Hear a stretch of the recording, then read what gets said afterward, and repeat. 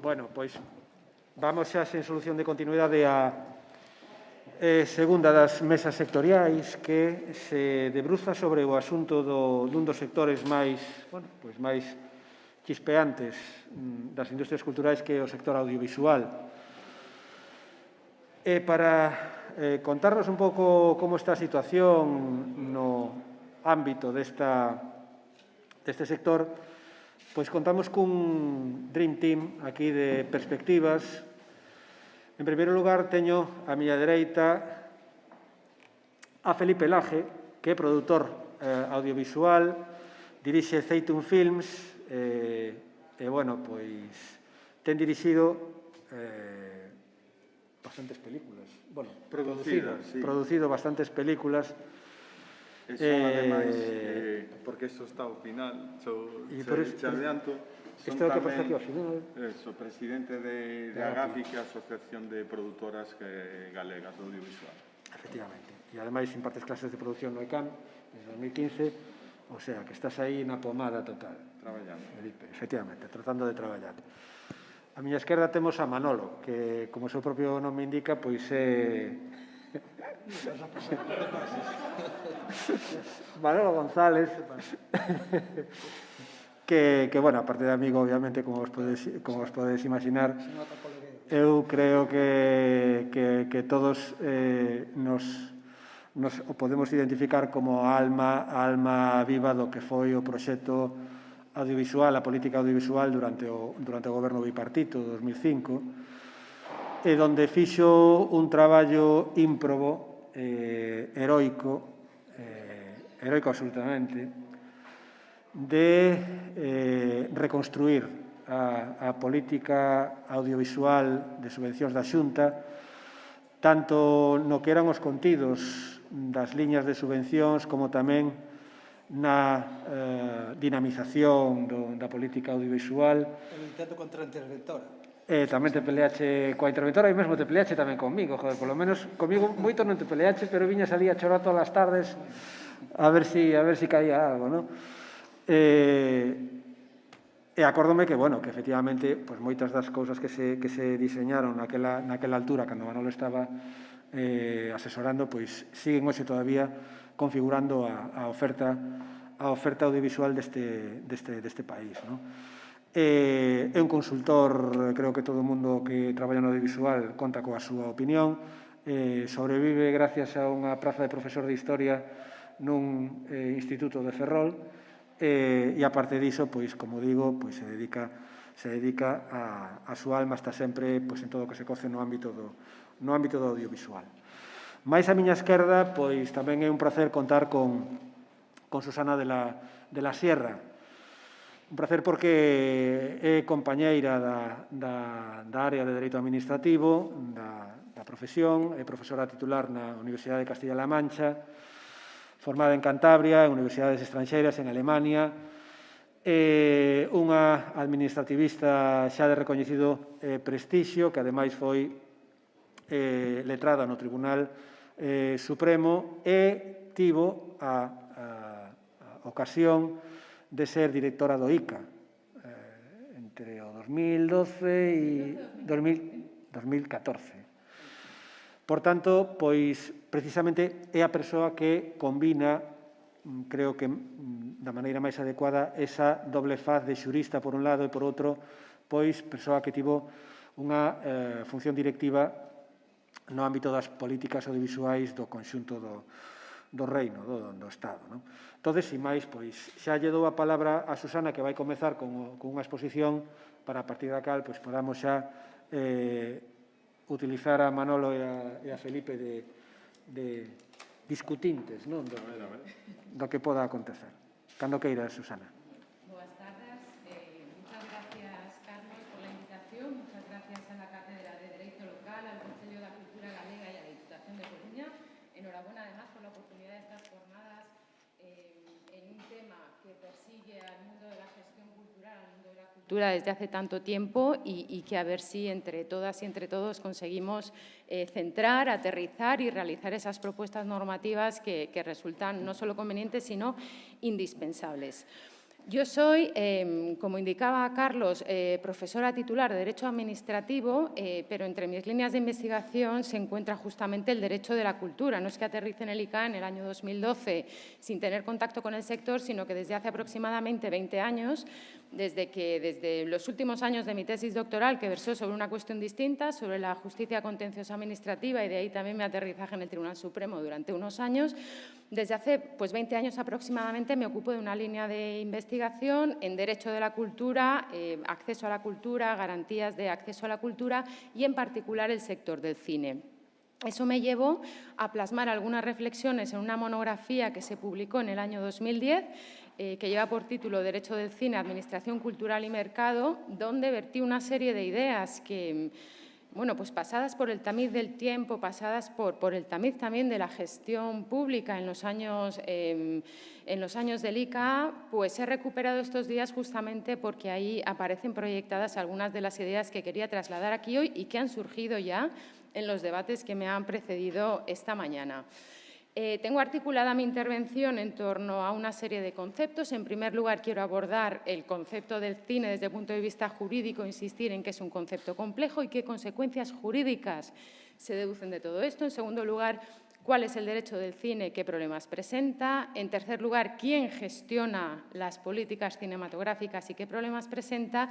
Y, en efecto, después de ese elenco de agravios al que se hacía referencia esta mañana, pensaba insistir en la importancia del derecho y bueno, pues quería poner sobre la mesa algunas posibles vías de reflexión, si no de solución. Pero voy a empezar un poquito por el final, dada la deriva de los debates hacia o el significado, la impronta de las administraciones públicas. Las administraciones públicas somos nosotros, no es alguien que esté ahí, no es nuestro enemigo. Es decir, son unas entidades que gestionan dinero que pagamos nosotros con nuestros impuestos. Es decir, estamos apelando o estamos aludiendo a la gestión de dinero público. Y en ese sentido, todos estos problemas que estamos analizando aquí, algunos de ellos tendrán solución, otros no, parten de esa perspectiva, del procedimiento como una garantía. Y yo creo que, aunque nos estemos centrando en los problemas, no debemos dejar de lado esa óptica del procedimiento como garantía, de la gestión del dinero público y de la consecución o de la persecución de objetivos públicos fijados constitucionalmente y luego desarrollados en otras normas. Por otra parte, ¿quién se encuentra al servicio de las administraciones públicas? Paréntesis. Luego veré si esta fórmula organizativa clásica de administración pública / ministerio / consejería es la más adecuada para este sector. Eso lo veremos también. Pero ¿quién presta servicio en las administraciones públicas? Funcionarios. Funcionarios que tienen unas competencias definidas también por ley, que tienen bueno, pues unas responsabilidades y bueno, pues que, llegado el caso, quizás tienen que responder justamente si se apartan de la norma en un sentido que no permite el ordenamiento jurídico. Así que, ojo, cuando pedimos flexibilidad, porque quizás en algunos casos es posible. Yo misma esta mañana he tenido una intervención en esa línea y la mantengo ahora, no es que me aparte de la misma. Es decir, cuando exista la posibilidad de diversas interpretaciones, optemos por aquella que, guiados por el mandato constitucional del Estado de Cultura, sea más adecuada para el sector. Pero ahí está el límite, es decir, que realmente tenga respaldo constitucional y respaldo normativo. Si no lo tiene, no podemos pedir flexibilidad, pues porque esa persona que está gestionando ese procedimiento, que tiene que conceder un certificado concreto, que tiene que conceder una ayuda pública, puede tener un problema y puede acabar inmerso en un proceso judicial. Por lo tanto, esto lo iba a decir al final, pero he optado por indicarlo al principio como jurista porque creo que es importante. El derecho de la cinematografía, el derecho del cine es complejo. Y es complejo porque así lo ha indicado desde su más temprana jurisprudencia el Tribunal Constitucional, que tampoco ha sido muy prolijo. Esta mañana Marcos Baquer aludía a la cuestión. El Tribunal Constitucional no se ha esmerado mucho, quizás tampoco le han llegado recursos adecuados, pero bueno, no se ha esmerado mucho en desarrollar un marco jurídico constitucional óptimo sobre el estado de cultura y sobre la política cultural. De las pocas sentencias en materia cultural que existen, buena parte de ellas se centran en la cinematografía o surgen de la cinematografía. La primera de ellas, la 4984, que es una sentencia pionera, permite al Tribunal Constitucional subrayar esa singularidad de la cultura en la Constitución, que es una competencia concurrente. Y ya ahí nos indica esto de que el cine es algo plural, es algo complejo. El cine es muchas cosas. Yo creo que se ponía de manifiesto también en la mesa anterior. El cine indudablemente es cultura, pero el cine es economía, el cine es turismo. Hay una parte de las políticas cinematográficas dirigidas justamente a promocionar los territorios para atracción de rodajes. ¿Por qué? Bueno, pues por la dimensión económica que eso implica, es decir, el dinero que lleva el territorio, el rodaje allí, pero también porque cuando un territorio aparece en una película, eso está estudiado, hay mucha documentación al respecto, aumenta el turismo en esa zona. Por lo tanto, el cine también se vincula con el turismo. El cine, dice el Tribunal Constitucional, es actividad de ocio. Y eso, desde el punto de vista jurídico, tiene consecuencias. ¿Por qué? Porque en cada una de estas materias habrá una administración que es competente y quizás hay otras que no lo son. O, como en buena parte de las ocasiones, justamente porque la cultura es una competencia concurrente, en muchas ocasiones vamos a tener muchos sujetos públicos actuando en una misma realidad. En ocasiones puede ser positivo, sobre todo si hay coordinación, si hay cooperación, en otras ocasiones puede generar problemas. Por lo tanto, primer elemento, el cine es una realidad compleja y desde el punto de vista jurídico hay que tenerlo en cuenta de ese modo. Y en este sentido, dentro de cada administración, Estado, comunidad autónoma, entes locales, pues no solamente tendrá algo que decir el Ministerio de Cultura, que por supuestísimo faltaría más, sino que hay otros ministerios que también emprenden políticas públicas con el derecho apropiado a dichas políticas públicas que tienen vinculación con el cine o con carácter más general con el audiovisual o incluso con carácter más general con lo digital, porque estamos o nos encontramos también en un proceso de convergencia de lenguajes audiovisuales, de medios, etcétera, donde, bueno, pues probablemente haya que poner también un poco de orden desde el punto de vista público para emprender políticas públicas cohesionadas, armonizadas, en coordinación, etcétera. El derecho del cine es menos complejo, si se quiere.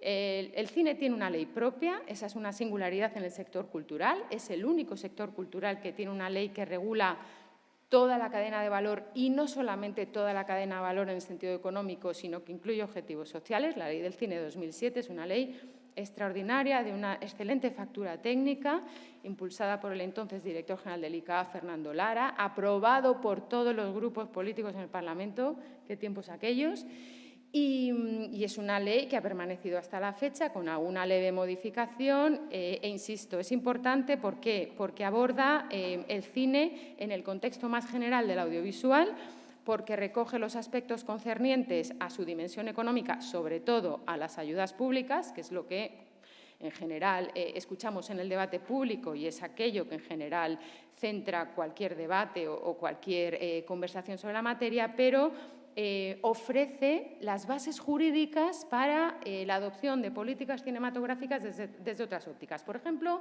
la educativa, que es una que en concreto a mí me interesa mucho, es decir, la introducción del lenguaje audiovisual y del cine en las escuelas. De la misma manera que aprendemos a escribir, que aprendemos a leer, el cine forma parte de nuestra cultura y esas son competencias, esos son conocimientos que tienen que formar parte del currículum ordinario.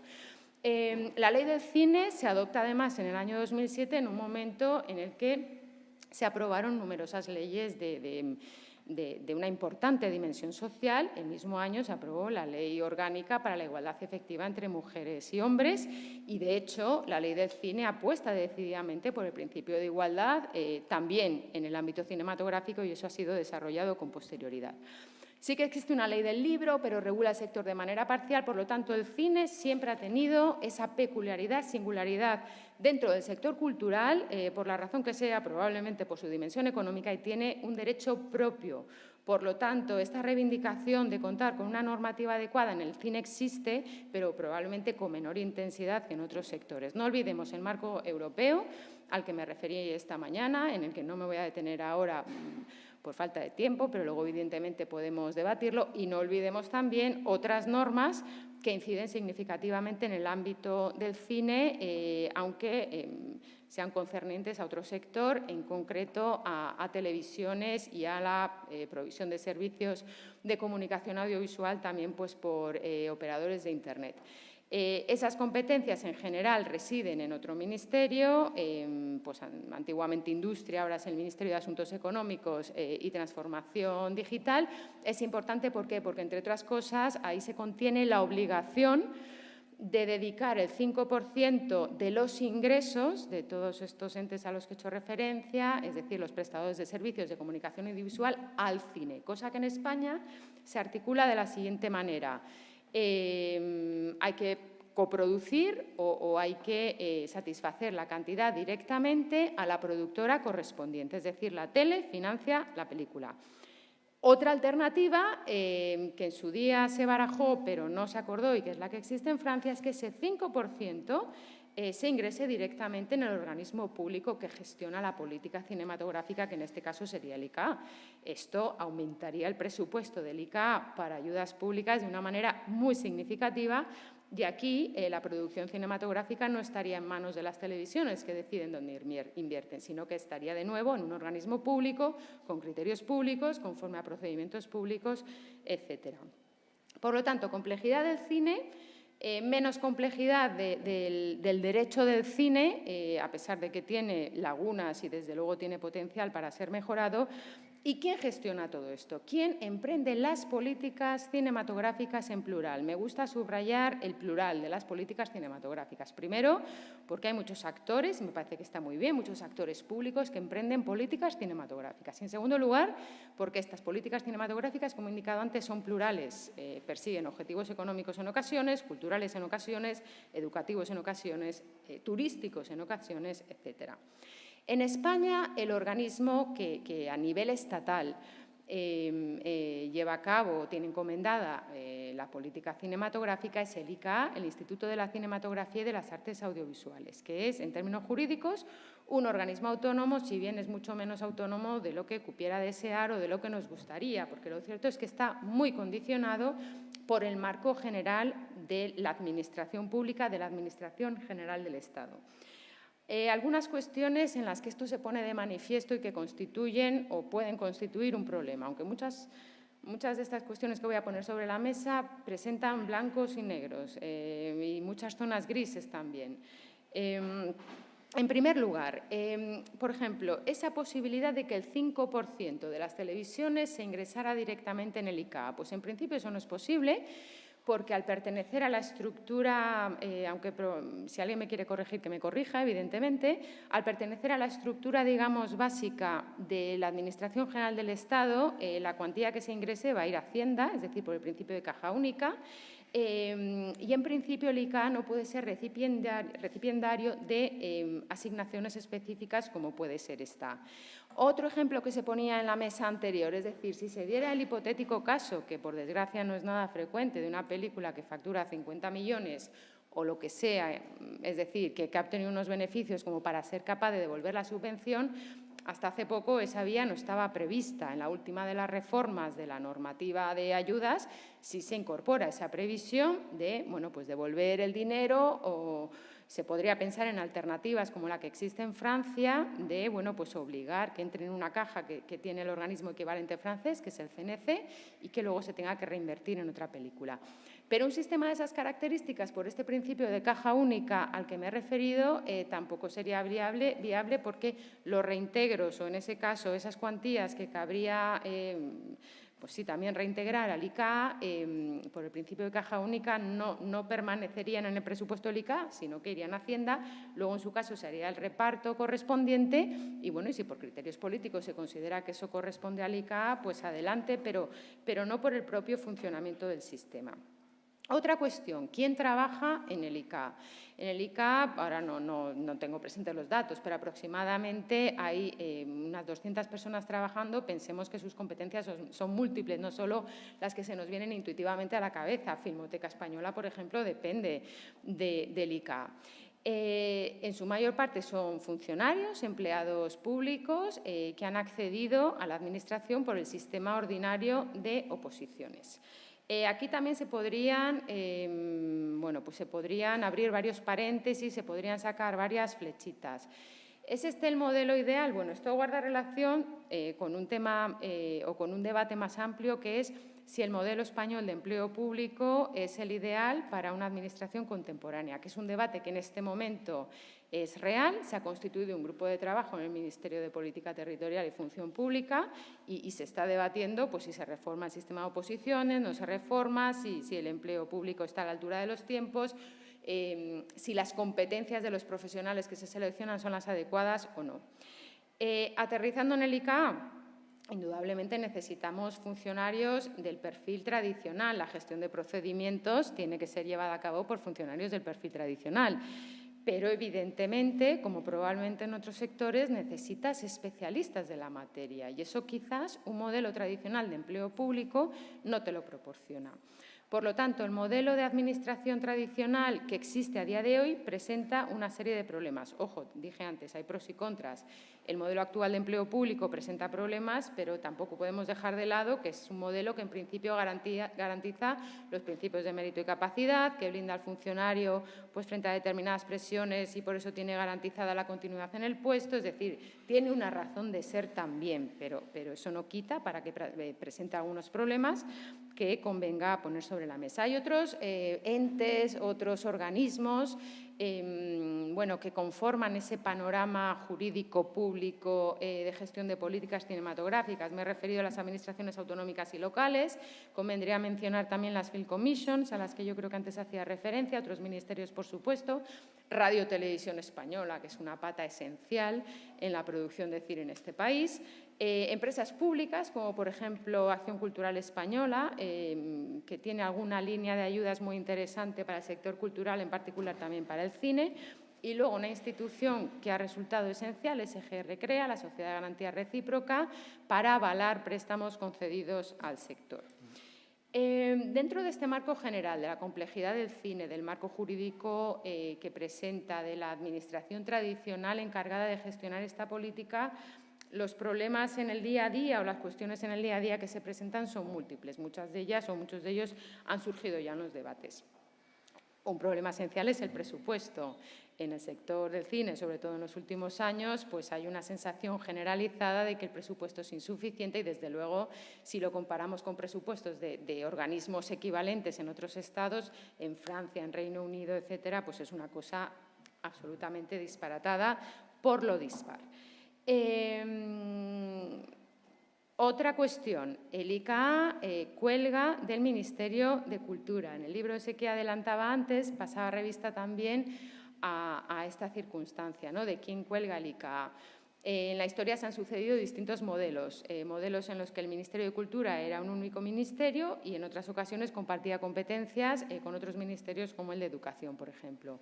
En mi opinión, y me ratifico después de haber pasado por la gestión pública, el Ministerio de Cultura tiene que ser un ministerio independiente. Se necesita una voz cada día, cada semana en el Consejo de Ministros que defienda la política cultural con peso político y, en concreto, que sepa defender la política cinematográfica. Problemas comunes a otros sectores, que los tiempos de la Administración no son los tiempos de la actividad cultural, de la actividad cinematográfica en este caso. Convendría pues que existiera una previsión de las convocatorias justamente para saber cómo y cuándo preparar los proyectos, cómo articular el plan de financiación, etcétera. Y aquí también por parte de la gestión pública una palabra clave es la planificación a la que se hacía referencia antes. En la época en la que yo estuve en el ICA tuve la experiencia de participar en un proyecto de planificación estratégica del Ministerio. Elaboramos incluso pues, nuestro plan a 4 años. Luego sobre eso se ha escrito porque los coordinadores sacaron un libro, Benito Rincón y Consuelo Sánchez Naranjo, que es ahora, por cierto, la directora del INAP. A mí la planificación me parece un instrumento muy adecuado, te permite sentarte, fijar objetivos, subobjetivos, etcétera. Eso sí, siempre y cuando vaya acompañado de un presupuesto, porque si no es, pues sí, un documento muy bonito, un documento de intenciones, pero tiene que ir acompañado de un instrumento validado por quien tiene la llave de la caja, que es el Ministerio de Hacienda. Y aquí, bueno, pues justamente aparece otro de los problemas, y es que los ciclos presupuestarios son ciclos anuales, de modo que pues, planificar de esta manera, pensando en un presupuesto que vas a obtener en un periodo de 3 años, pues es muy complicado. Otro problema común a otros sectores es la digitalización para bueno, pues permitir mayor agilidad en la presentación de proyectos, etcétera. Como el tiempo ya va muy avanzado y como luego en su caso tendremos oportunidad de hablar un poco más de estas cuestiones, Bueno, pues, ¿en qué insistiría yo? Pues, en primer lugar, en algún elemento que mencioné esta mañana y en la que yo creo que hay acuerdo aquí, en darle una vuelta a la legislación general en materia de contratación, en materia de subvenciones, para incorporar peculiaridades del sector cultural y, en este caso, pues probablemente en el sector cinematográfico. Elementos comunes a otros sectores, pues potenciar esa idea de modificación del empleo público. Y desde el punto de vista organizativo me parece esencial sentarnos y analizar con mucho detalle la propuesta de la propia Ley del Cine del año 2007 de convertir el ICA en una agencia. Una agencia que es un tipo de organización que surgió con una ley del año 2006, luego esa ley fue derogada, pero se acaban de resucitar por la Ley de Presupuestos para este año, para 2021, la Ley 11/2020. Y se reforma la Ley del Sector Público y se incluyen, bueno, pues una serie de artículos donde se indica qué es esto de la agencia, cuál es su régimen jurídico básico, etcétera. La agencia implica un paso adelante, es decir, un ente dotado de mayor independencia, con unos objetivos y con unas responsabilidades anudadas a esos objetivos, con un órgano director, con un consejo rector donde podrían estar presentes pues, todos los ministerios que tienen algo que decir respecto de la política cinematográfica, con independencia de que el ministerio líder y el ministerio al que esté adscrito esta agencia sea, por supuesto, el Ministerio de Cultura. Tiene mayor flexibilidad también en el ámbito del personal, es decir, junto a funcionarios, digamos, de corte más clásico, pues podrían incorporarse gestores con un perfil más profesional.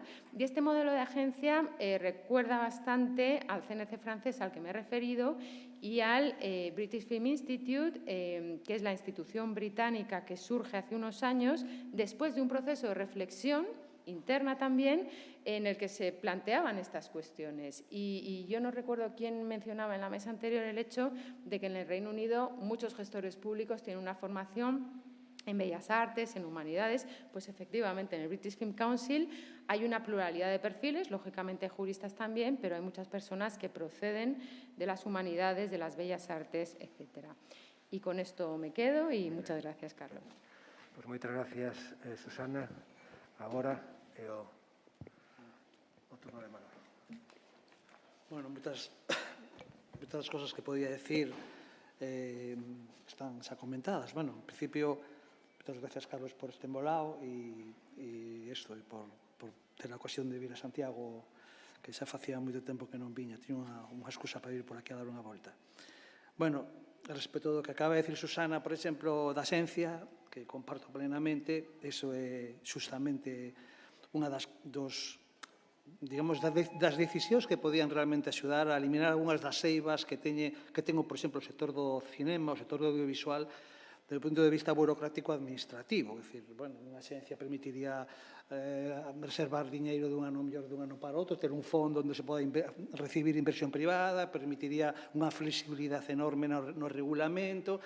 En fin, en definitiva, é o que nos dicía antes o compañeiro catalán. Os burócratas deben obedecer e os políticos decidir obxectivos. Esta é unha decisión obxectiva dun político e realmente o audiovisual, toda a súa historia é igual. É dicir, se basea, basicamente, o nacemento do sector audiovisual ou do cinema en cualquier país se basea nunha decisión política nun determinado momento agás nos Estados Unidos, que ten outra dinámica, non?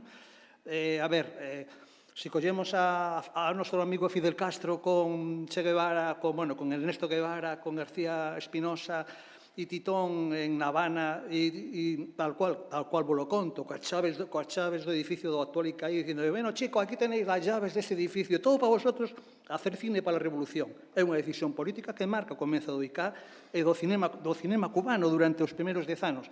Logo chegarán os burócratas, chegarán os políticos, empezarán a encher de regulamentos todo aquilo e toda aquela frescura que ten o cinema e as películas cubanas dos anos 60 desaparece, non? O mesmo podíamos decir, perdonade que siga ca mesma vaina, en Rusia, pois que a Revolución Rusa os cineastas toman o control da produción cinematográfica baixo a consigna insólita de a experimentación como sistema. É dicir, os cineastas tiñan que estar ali no edificio, digamos, onde se estaba generando o cinema soviético de Einstein, Bertov, Pudovkin, todos supoño que coñecedes algúns dos nomes que cito, E aí, a partir dunha decisión política, se xenera o cinema soviético. Así, no todo de cosas, a República de Weimar crea os estudios UFA, e gracias aos estudios UFA, os estudios máis potentes e máis tecnolóxicamente máis avanzados do mundo no seu momento, serán a base do cinema alemán, que logo Goebbels aproveitará oportunamente para desenvolver o cinema, digamos, fascista, o cinema hitleriano, non? Podemos dicir tamén, antes falaches da CNC francesa, tamén foi unha decisión política. Ao remate da Segunda Guerra Mundial, no ano 46, nace a CNC, unha institución maravillosa, increíble, cunhas ideas geniales, e que estamos no ano 2021 e aínda non fomos capaces de copiar unha idea de aí. Vale, si copiamos unha que naceu no ano 59 con André Malraux, que creou eso das axudas anticipadas.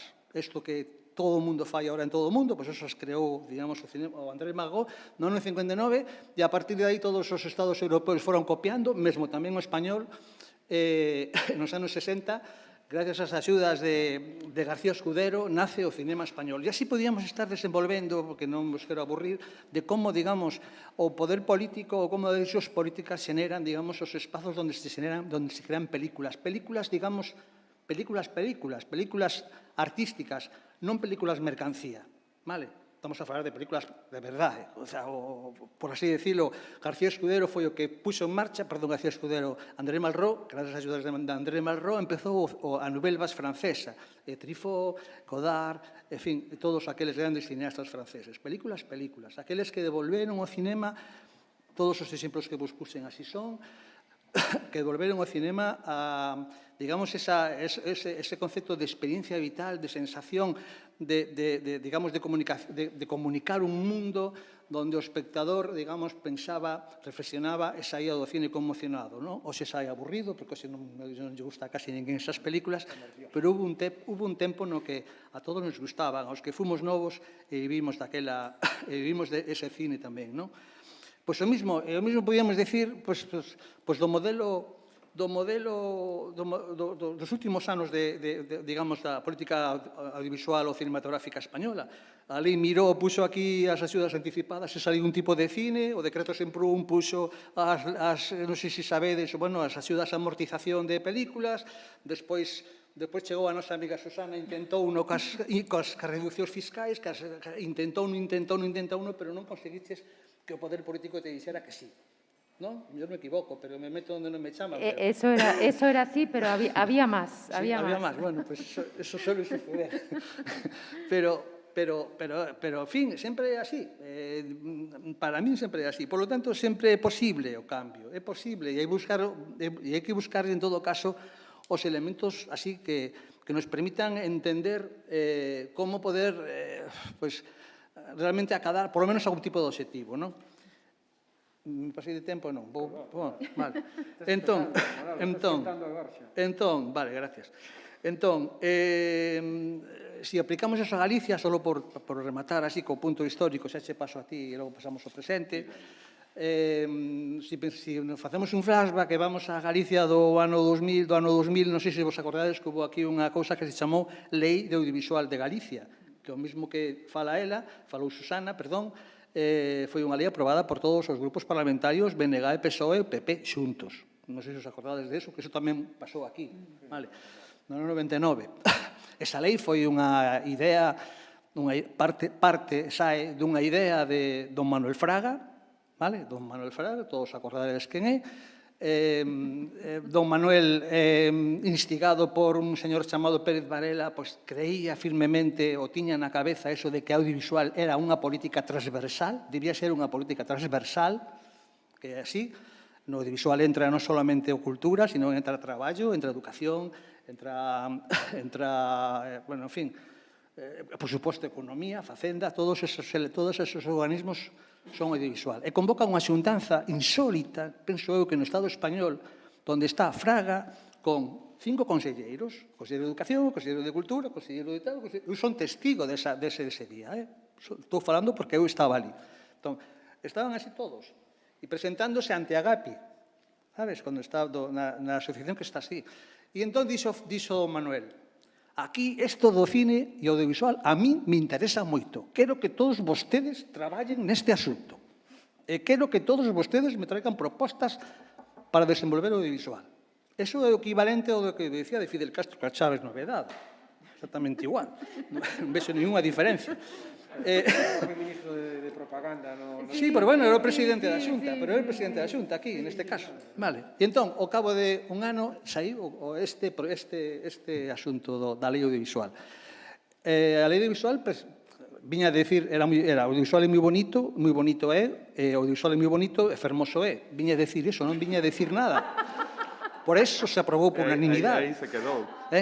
Por eso se aprobou por unanimidade, sin ningún problema, non? E logo sempre se falaba de que o audiovisual galego, o audiovisual é unha industria estratégica para Galicia. Sempre. É unha industria estratégica para Galicia. En todos os documentos, en todos os hitos. É unha industria estratégica. Nunca supemos moi ben cal era a estrategia, vale? Nunca. Pero que era unha industria estratégica estaba moi claro. E todos os políticos, os xefes políticos, os conselleiros estaban pola labor do audiovisual. É unha cousa que a mí me chamaba moita atención daquela, non? Entón, que saiu daquelo?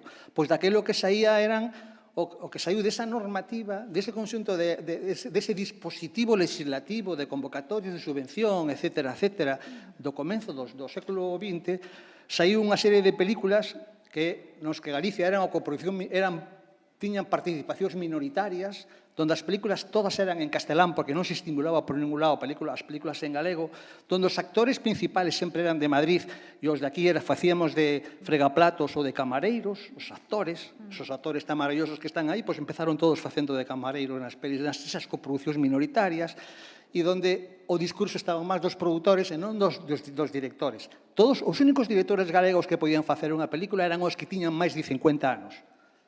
Non vou dicir os nomes, pero se poden ver por hemeroteca, podes ver quen son.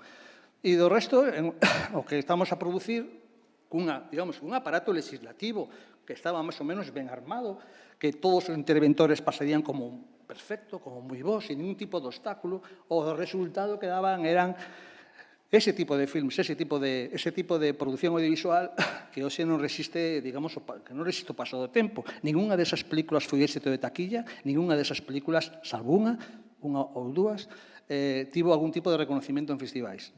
Vale. E ese é o embolado no que nos metimos daquela, de cambiar esta filosofía deste tipo de produción, e entón se nos ocurriu a idea de facer películas, facer unha convocatoria de subvencións nos que os destinatarios non foran empresas, senón cineastas e creadores individuales. Vale? Algo que aínda hoxe seguimos sendo a única comunidade que ten esa convocatoria de todo o Estado español. Non hai ninguén máis que fixer. Se chaman axudas ao talento, mellor lle sonan de algo. Esas axudas ao talento son a base do que hoxe a xente fala como novo cinema galego. É dicir, o Billy Berlaxe, o que arde, Patiño, en fin, todas esas pelis que andan por aí circulando, naceron esos cineastas, medraron e agromaron ao abeiro destas axudas ao talento. As axudas ao talento, teóricamente, eran imposibles, porque cando no primeiro ano que as fixemos dunha forma moi ingenua, a intervención e a interventora nos devolveu prácticamente todas as justificacións porque non estaba todo fatal, porque eran chavalitos que nunca tuveran e tiñan que xustificar, as súas películas como se fueran unha gran productora. Eran axudas moi pequenas, 4.000 euros, 5.000 euros, eran axudas moi pequenas, de curtas moi pequeniñas, que a xente estaba empezando, non? E entón, casi esa iniciativa nos ocasionou máis prexuicios que ventaxas, non? Porque realmente metimos a xente nun problema. Tuvieron todos moitos problemas na intervención e na xustificación de custes, non? Así que, despois de darlle moitas voltas, intentamos evitar a dichosa Lei de Subvenciones de 2007, que é unha especie de horca aí, que hai que decir cambiar e adaptar esa Lei de Subvenciones de 2007 da industria cultural. Esa é, para min, a tarefa, das conclusións da xornada de hoxe, cambiar, adaptar esa lei, porque a industria audiovisual é unha industria de prototipos, non de produtos seriados, e ten unhas particularidades absolutas, pero absolutas. Non vamos a desenvolvelas aquí, pero é absolutamente fundamental axeitar, esa lei os condicionantes e os problemas que suele ter a actividade audiovisual ou a actividade cinematográfica en cualquier lado. Bueno, pois, como vos decía, entón, o que fixemos é intentar evitar esa lei. Nos apareceu a palabra beca, disfrazamos, collimos a palabra beca, lle dimos unha volta, puximos axudas ao talento, que sonaba así como moito máis bonito, e metimos esa convocatoria de axudas a demais convocatorias. Axudas nas que os creadores non tiñan que xustificar ningún gasto. Axudas nas que os creadores tiñan que facer é entregar a película rematada, no tempo asignado, pero entregar ao filme rematado, e nada máis. Daquela era moi osado. De feito, se algún nos recorda, os xornais de toda Galicia nos puxeron a caldo. A Voz, El Correo, os principales produtores, que eran películas que non iban a chegar a ningún sitio, que non lle interesaban a ninguén, que non eran nin cine siquera, porque eran, en fin, que eran películas que non iban a circular máis alá de Pobre de Sanabria, cosas así. Bueno, afortunadamente, o tempo nos demostrou que tiñamos razón. E esas axudas deron lugar a un tipo de cinema que está hoxe en día, que é o que realmente está definindo o cinema galego no mundo, en festivais e en mostras por todos os sitios. Entón, quero dicir que, bueno, non sei se me expliquei, pero... Entón, que sí que é posible, como contou Isabel a mañá nas bibliotecas, é posible, pero, a ver, a costa dun esforzo moi grande, a costa de darche muitísimas voltas, de buscar o tranganillo, de cabrearte, de pensar en dimitir mogollón de veces, e cosas así, vale?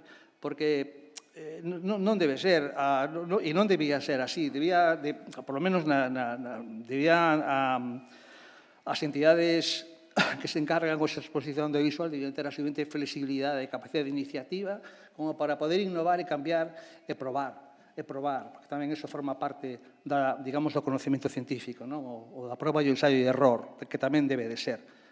Por lo menos, en algún momento, en determinadas circunstancias e con non moita pasta. Perdona, tócache, logo xa me meto eu aí. Me enrollei demais, o mellor, pero bueno. Bueno, é moito máis, porque a verdade é que durante o día xa se dixeron moitas, xa falamos prácticamente de todo, aquí enlazar un pouco con co que dixeron agora Susana e Manolo, e creo que tamén debatir un pouco tamén. Eu creo que esas axudas das que falamos a Manolo agora non simplemente traxer un tipo de cinema que, bueno, evidentemente está tendo unha repercusión importante, senón que o que conseguiron é aumentar o nivel de profesionalización dentro do sector audiovisual en Galicia a todos os niveis. Polo tanto, darlle nun sector tan importante conseguir que Galicia sexa hoxe en día dentro do territorio español unha pequena potencia, a pesar de que, evidentemente, os recursos que temos aquí e o feito de que tamén a nosa televisión tampouco é unha televisión tan potente e que apoie tanto como poden ser tamén as que existan, as que teñen, por exemplo, tanto no País Vasco como en Cataluña, que estamos aí cando, con repercusión, xa digo, internacional, cando eso fai 15-20 anos, simplemente había esa lei, esas boas intencións que basicamente quedaron aí, realmente non se cambiaron, esa lei non se volveu a tocar. As empresas de producción, basicamente, de producción audiovisual, dentro de todo, igual do que se falou hoxe todo o día, sufrimos realmente gravísimos problemas pola hiperburocratización que se falou durante todo o día do sistema, un límite orzamentario e, ademais, tamén, como comentaba Susana, tamén unha imposibilidade dunha planificación por parte das administracións que imposibilita que nós mesmos, as empresas e tamén os creadores, teñamos ningún tipo de capacidade para planificar e, polo tanto, tampouco de ter estabilidade. E, polo tanto, basicamente, o que nos dedicamos é a sobrevivir, na súa gran maioría. Como decía antes o compañeiro Xavier, falaba de que realmente a maioría de actores da cultura somos realmente asociacións, pero obligadas a ser convertidas en empresas, pero sen ter en moitas ocasións nin as capacidades, nin os apoios, nin un funcionamento por parte da administración que nos poida facilitar que nos teñamos este traballo, non?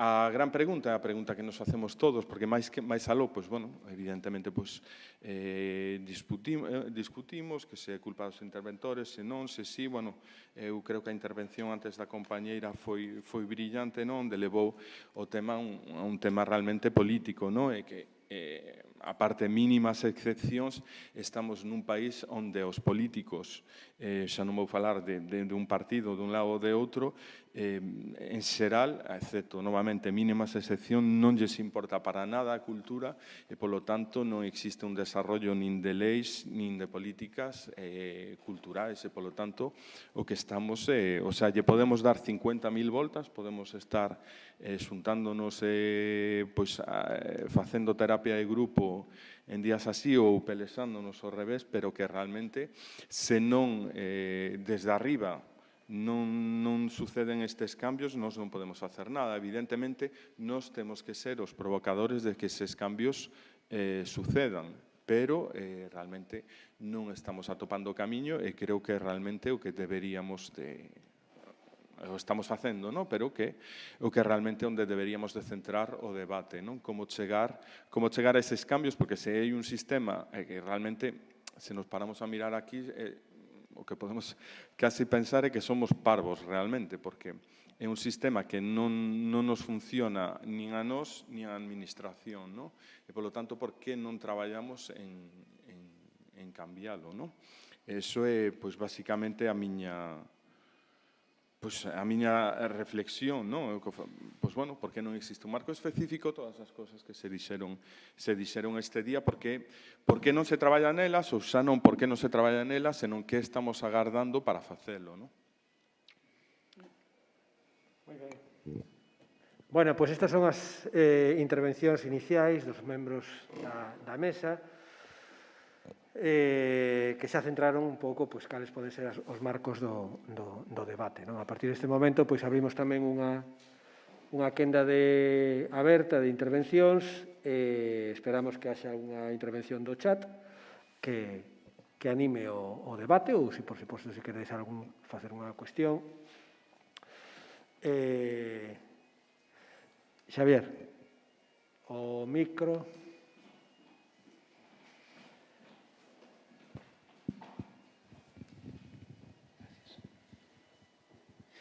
Sí, unha cousiña rápida, sobre todo unha cuestión dirixida fundamentalmente a Manolo.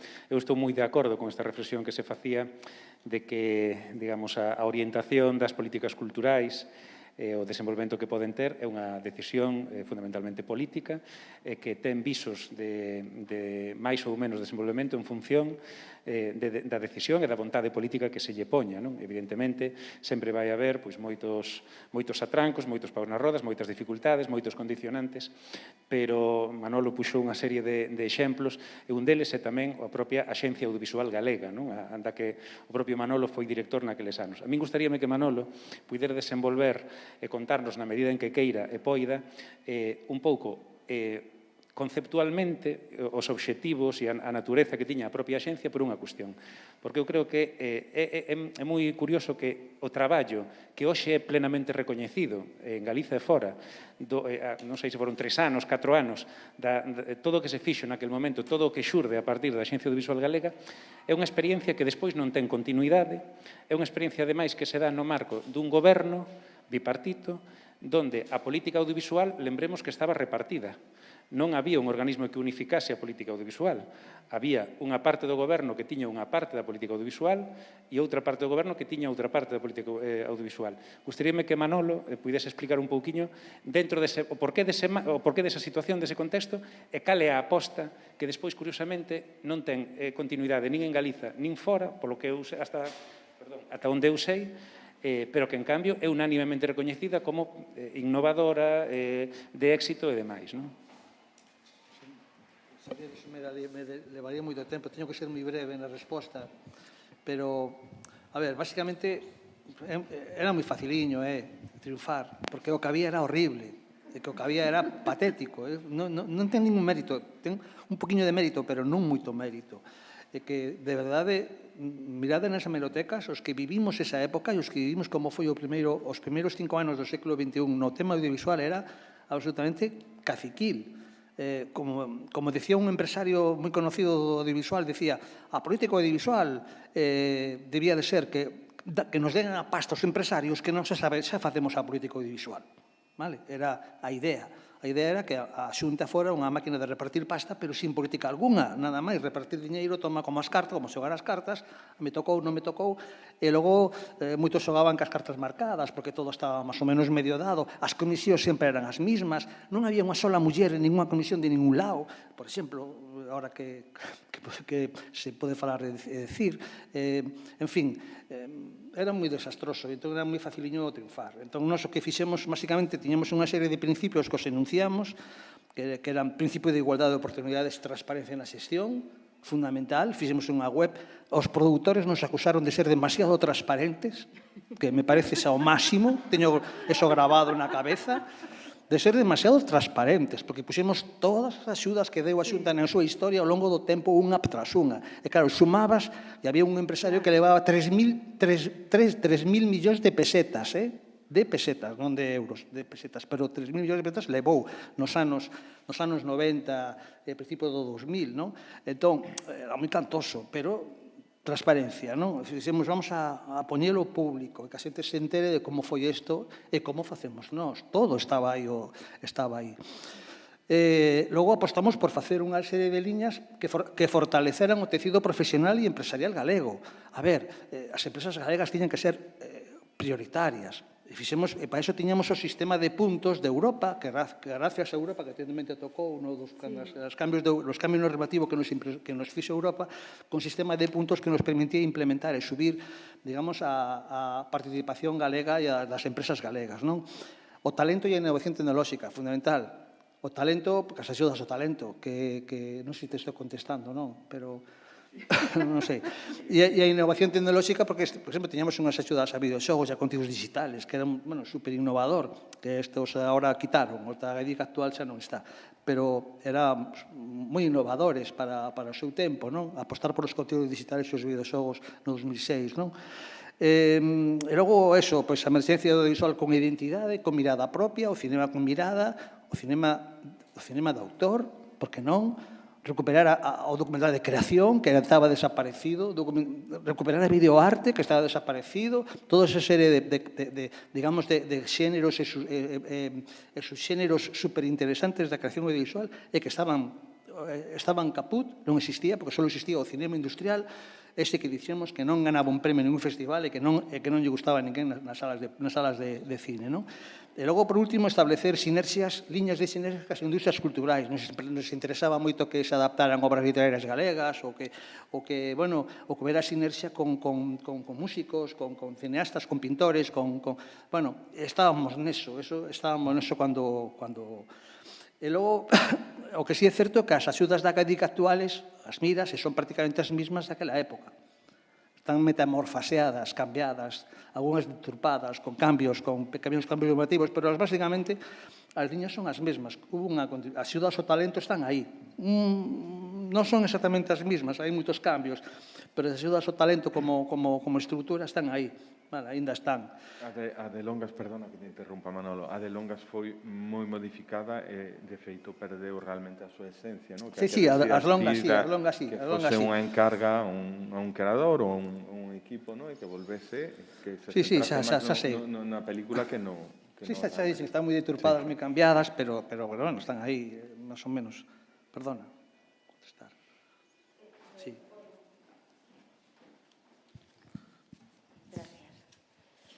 Bueno, moitas gracias outra vez. Coido que é algo importante, retomando o que mencionaba Felipe ahora, recollendo un pouco toda a reflexión, que, se estamos a falar desa necesario cambio político, gustaríame apuntar tamén unha reflexión sobre que é o que informa a decisión política, porque non podemos depender, nin debemos depender dun criterio de subxetividade, non? En ningún caso. por iluminado como poida ser o de Don Sobra, como poida ser o do exministro e presidente da Xunta Fraga ou calquera outra política, non? Entón, para min aí creo que é importante recordar o mandato constitucional tamén de participación nos poderes públicos e nas decisións dos poderes públicos. E o dereito de participación que ten se non me equivoco, unha das áreas tamén do acceso á cultura. É dicir, dentro do que significa o acceso á cultura non é só un acceso material, nin unha actividade prestacional, senón que tamén ten unha vertente, digamos, de participación. Entón, quizáis esa demanda que facía recollendo a de toda a mesa de como podemos chegar a ese cambio político, ten que ver coas formas de participación. Por exemplo, pois agora estamos traballando nun plan integral de danza en Agadic, coa Axencia de Industrias Culturais en Galicia, eu como asesora xurídica da Plataforma de Artes do Movemento, que agora teremos a mesa de Artes do Movemento, é unha loita constante conseguir participar na toma de decisión sobre a metodoloxía de traballo. Esa é tamén o campo de batalla de traballo. Gracias. É unha reflexión. ¿Me permites que diga algo, Carlos? Sí. En esta línea que me parece muy interesante, yo creo que justamente una administración moderna tiene que facilitar los canales de participación y en el diseño de políticas públicas hay una carencia manifiesta. Creo que quizás habría que impulsar pues la elaboración de lo que en otros contextos se denominan los libros blancos, los libros verdes o viceversa. ¿Ha habido alguna iniciativa reciente, por ejemplo, en el ámbito audiovisual, justamente, como sabéis, se está impulsando mucho el Audiovisual Hub y va a haber muchos fondos, parece ser, europeos para el audiovisual y ha habido una convocatoria lanzada por el Ministerio correspondiente con manifestaciones de interés, donde en principio pues, se trata de identificar cuáles son las líneas prioritarias que se podría apoyar o no. No digo que esto sustituya en ningún caso a un libro de esas características, pero sí me parece que convendría potenciar este tipo de instrumentos, unas llamadas pues a los sectores correspondientes para, pues de manera no consensuada, porque tampoco es eso, al final quien tiene el poder lo tiene y lo tiene de manera legítima y es quien tiene que tomar las decisiones y ser responsable por ello, pero sí que es importante que tenga conocimiento informado y que a la hora de diseñar políticas públicas lo haga pues en relación con el sector correspondiente, conociendo las demandas concretas, interesándose por los problemas concretos, etcétera. Sobre todo cuando es cambios de gobierno, cambios de equipo, que pueden estar un poco perdidos y pues yo creo que no está de más, ¿no? Que se haga de una manera más articulada y no como suele ser habitual, reuniones de despacho con una asociación, con la otra, con el de más allá, no, de una manera más articulada y más organizada. Sí, Susana, al respecto, decir que concuerdo completamente contigo, pero lo que veo yo participando en la asociación, tanto a nivel regional como también a nivel nacional, lo que veo es que se está pidiendo y cada vez más se pide la opinión, pero se pide la opinión como una parte de justificación de hacer después lo que me da la gana. Es decir, antes hacíamos lo que nos daba la gana, digamos, o hacían lo que les daba la gana. Sí. Y ahora hacen lo que les da la gana después de haberte preguntado a ti. Pero el cambio tampoco acaba de ser muy grande realmente. Y uno de los ejemplos es el hub audiovisual que se anuncia en España, donde ya se anuncian muchas de las políticas que realmente, pues bueno, algunas ya vienen bastante mascadas y donde se le da una importancia brutal a la atracción de rodajes, lo cual sin duda... rodajes internacionales, lo cual sin duda es un hecho muy interesante, pero que realmente no pueda ser el que conduzca una política audiovisual ni al que se le dedique una participación tan... Eu teño unha frase do HAP para hoxe, mira, dice, vamos a hacer reformas regulatorias e eliminación de las barreras administrativas. Eso é do HAP. Sí, bueno, veremos. Veremos, pero lo que se ve desde pues bueno, lo que se ve claramente también es eso, es potenciar la atracción de rodajes y bueno, facilitar a través también de otros actores que también no es la producción local, sino que son también las grandes plataformas americanas que evidentemente son bienvenidas para trabajar en colaboración con nosotros, pero existe realmente el miedo de lo que se esté haciendo es pues alfombrarles el camino para que nosotros no dejemos de ser pues bueno, más que unos meros asistentes, ¿no? Unos ayudantes, un poco lo que se habla entre el turismo de valor añadido, ¿no? Y el turismo de playa y borrachera, ¿no? Pues existe un temor de realmente, pues de ser un audiovisual para usar, cuando realmente, pues nuevamente, el talento que existe en este país es increíble en todos los niveles, no solo en el audiovisual, y realmente lo único que hay que hacer es ayudarlo y empujarlo, cosa que casi nunca, desgraciadamente, se ha hecho como se ha hecho en otros países, que realmente, con lo fácil que es copiar lo que hacen bien otros, ¿no? Y lo poco que lo hacemos. Lali. Bueno, quería agradecervos que, sendo tan respetuosos co tempo, pois permitirades este debate, non? Que xa creo que botábamos un pouco en falta. Teño varias notas tomadas de algunhas cousas que quería comentar, non necesariamente agardando respostas, ou sí. Magua que marchara Xavier porque el puxo en riba da mesa, foi moi provocador e creo que conseguiu o seu obxectivo, marchar deixándonos cousiñas para pensar. Claro, a idea de que somos mecenas nunha institución como esta, o Consello de Cultura Galega, é unha idea que pode arraizar e callar perfectamente, pero claro, ser mecenas creo que implica, leva de seu, arbitrariedade. Cando Melissa e Bill Gates financian determinado fármaco que está a producir aquí un grupo de investigación e non outro, é directamente porque lles peta. Fan o que lles dá gana, invisten ou gastan o seu diñeiro no que les queren. Co cal, eu creo que isto, bueno, aí hai un perigo, non? No que apuntaba aquí Ania das obrigas que teñen as institucións públicas. A idea como idea atractiva, pero creo que hai que ponderala. Por sermos un pouco autocríticos, dende o sector de produtores e xestores da cultura fronte ás administracións, non? Creo que nos falta un pouco definir obxectivos concretos e a curto prazo que poñer en riba da mesa. É dicir, ser un pouco creativos na liña que se apuntou pola mañá, por exemplo, do que dixo Isabel e demais, dir, bueno, mire, aquí hai un problema e eu teño esta solución. Solucióneme isto. Creo que ás veces poñemos o tiro demasiado alto. A lei de contratos, está... Bueno, cargarse eso é complicadísimo. Bueno, pois eu vou buscar a maneira. E quería poñer un exemplo que comentamos no xantar. A necesidade de introducir o produto audiovisual no ensino, a todos os niveis, que é algo que sufriu un freo espectacular nos últimos tempos, por toda a complicación que se deriva, en fin, dos dereitos, bla, bla, bla, e que é absolutamente desalentador para calquera profesora poñerse con esa historia, non?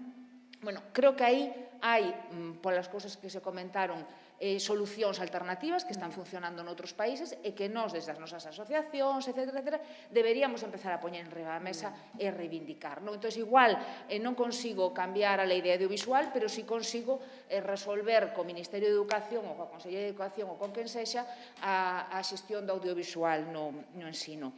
E diría que o mesmo un pouco na relación cos partidos políticos. Igual temos que empezar a ser un pouco pragmáticos e dicir, miren, se vostedes introducen no seu programa o compromiso explícito de facer tal cousa, insisto, o mellor non temos que pensar en cargarnos de entrada a lei tal ou cual, sino pequenos avances, vostede vai ter o apoio explícito de tal asociación, de tal agrupación e demais, electoral, explícito. Vamos a apoiar a GAPI, por poñer un exemplo, a tal partido porque leva no seu programa esta cuestión. E remato cunha experiencia que quero compartir con vosco porque é un problema que temos nesta casa que é o da Caixa Única e o retorno, que é alucinante, como produtos que teñen unha enorme demanda e que non podes poñer a comercializar.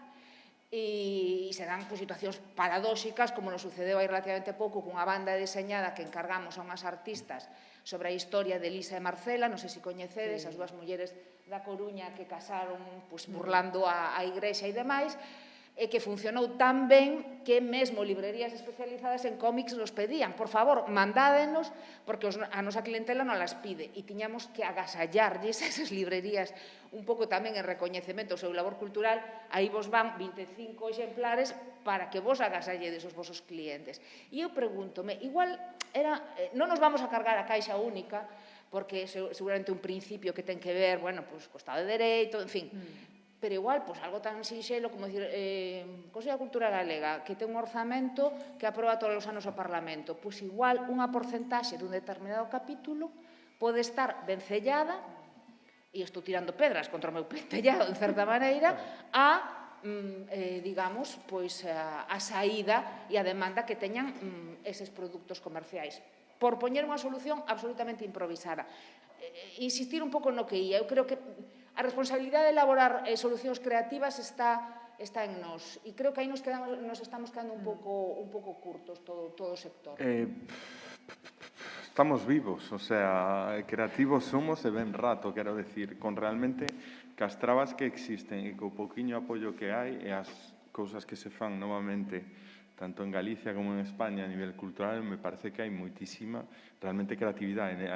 Non me estou referindo simplemente a creación agora, senón tamén a produción e a distribución. É que é moi difícil realmente facer calquera cousa e se están a facendo.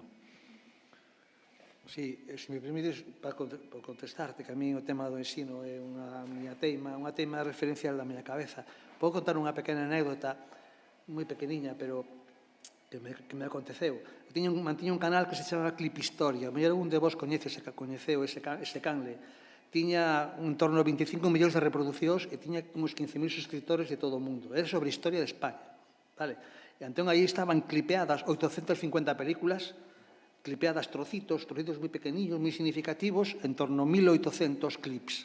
Que non sei se sabedes o que significa subir 1.800 clips a YouTube, un a un, documentalo, organizalo, etcétera, etcétera. Bueno, pois empezaron, era de historia de España, entón as pelis eran todas pelis, moitas das pelis eran de época do franquismo, de Juan, que sacabas o seu contexto, as colocabas aí e, ao mellor, adquirían un significado totalmente distinto do que tiña originalmente, non? Pois ben, o canal empezou a recibir mogollón de notificacións de GEDA, a Sociedade de Productores Españoles, concretamente un que me foi moi penalizado, me puse un punto negro destes puntos negros que te aparece, sí, por poñer 1 minuto e medio da película Agustina de Aragón, unha película do ano 48 de Juan de Orduña, e que además poñía abaixo, si queres ver a película completa, podes verla en Filmotec, vale? Era 1 minuto e medio. Por utilización dese minuto e medio me veo unha penalización de YouTube bastante gorda. Quero dicirte que, e aquí volvemos outra vez ao tema que nos ocupa hoxe, o tema dos dereitos.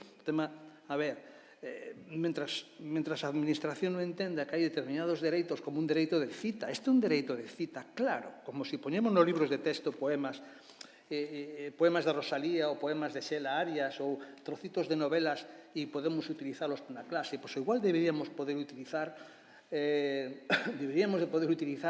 en películas que financiamos todos as persoas que vivimos no Estado español durante moitos anos, e algunhas delas cunhas subvencións de 1.400.000 euros que reciben algunhas das películas españolas, que poderamos utilizar en algún momento da cadena de valor, ao final de todo, desos tipos de fragmentos para usos didácticos, para usos docentes. Non é de recibo. Que? Eso tamén hai que decir, reivindico outra vez o papel das abogadas que se traballan neste tema. É dicir, é algo reivindicable. O que non podemos facer é que haxa unha falla, que eu comparto totalmente a proposta que se fai, pero que non é que sí que hai dereito de cita. É dicir, non quero, eu aquí non vou dar un análise xurídica, pero se alguén que non é unha administración, que é GEDA, aínda que sexa unha entidade de xestión pública, non é unha administración, reclama o que non debe, temos a obriga de exercer o noso dereito na sede xudicial. Entón, faltamos as abogadas, non é por insistir, pero non quero dicir, non é por min que estei reivindicando que, senón que hai todo un corpo de persoal xurídico-técnico a favor da innovación, da interpretación e do propio exercicio. Exactamente igual que hai productoras que acompañan a creatividade no ámbito cinematográfico ou artístico. En ese sentido, tamén temos un traballo profundamente creativo, que eu quero reivindicar aquí hoxe, que somos moitas as que o reivindicamos. Entón, temos que traballar xuntas nese sentido, porque temos que forzar as interpretacións, e onde se forzan, que é algo que a min me preocupa do sector cultural, é que porque ás veces non sei se é o dereito contra a cultura ou a cultura contra o dereito. no sentido de que moitas veces temos secuestrado o noso poder performativo máis radical, que é o de manexar a linguaxe técnica, o de acceder ao código e o de interpretar vinculantemente, quero dicir, con forza vinculante en sede judicial. E aí temos a batalla, o espacio de traballo.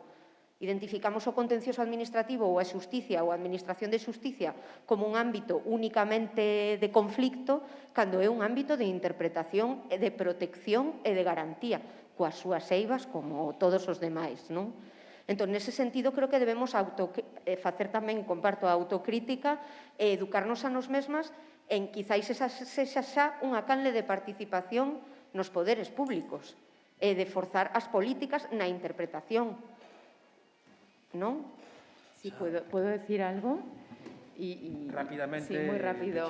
Sí, estoy muy de acuerdo en el papel de la abogacía y porque yo un poco estoy en la línea de que probablemente eso es un exceso y habría que provocar una interpretación favorable a que eso se pueda seguir realizando como tú lo haces, que además me parece extraordinario.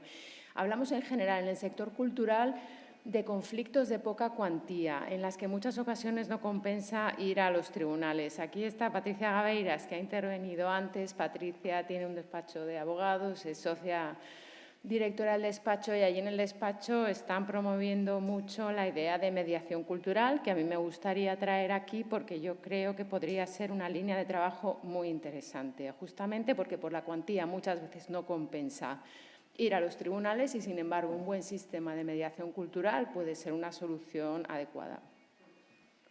Muy ben. Bueno, pois, se vos parece, deixamos aquí xa esta mesa, agradecéndovos aos tres a vosa intervención, as vosas reflexións, e damos paso á última das mesas da tarde.